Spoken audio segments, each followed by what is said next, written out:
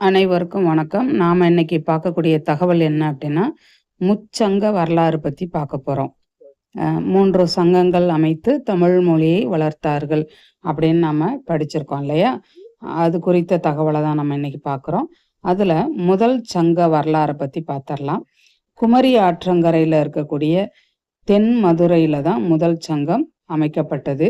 இந்த சங்கத்துல 4449 புலவர்கள் இருந்திருக்காங்க. இந்த சங்கம் 4440 ஆண்டுகள் நடைபெற்றதாக சொல்லப்படுது. இந்த சங்கத்துல பரிபாடல், முதுநாரை, முதுகுருகு இது போல நூல்கள் இயற்றப்பட்டது. மன்னர் காய்ச்சின வழுதி முதலாக முதலாம் கடுங்கோன் வரை 89 பாண்டிய மன்னர்கள் இந்த சங்கத்துல உறுப்பினர்களாக இருந்து தமிழ் மொழியை வளர்த்திருக்காங்க. திரிபுரம் எரித்த விரிசடை கடவுள், அகஸ்தியர், குன்றெறிந்த முருகவேல், முரஞ்சியூர் முடி நாகராயர் இது போல புலவர்களும் இந்த சங்கத்துல இருந்து தமிழ் நூல்களை இயற்றியிருக்காங்க. அகத்தியர் எழுதிய அகத்தியம் தான் இந்த சங்கத்தினுடைய முதன்மையான இலக்கண நூலாக இருந்திருக்கு. இந்த சங்கம் குறிப்பிட்ட ஆண்டுகள் கழித்து கடல் கோளால் அழிந்து விட்டது அப்படின்னு ஒரு தகவலும் சொல்லப்படுது. அடுத்து நம்ம பார்க்கக்கூடியது இடைச்சங்கம். தென்மதுரையானது கடல் கோளால் அழிந்த பின்னாடி கபாடபுரம் தான் பாண்டிய நாட்டுக்கு தலைநகரமாச்சு. இங்க தான் இடைச்சங்கமானது அமைஞ்சிருந்தது. இந்த சங்கம் 3700 ஆண்டு காலம் நடைபெற்றதாக சொல்லப்படுது. இந்த சங்கத்துல களி, குருகு, வெண்டாளி, வியாழமாலை, இசை நுணுக்கம், தொல்காப்பியம் இது போல நூல்கள் அரங்கேற்றப்பட்டது.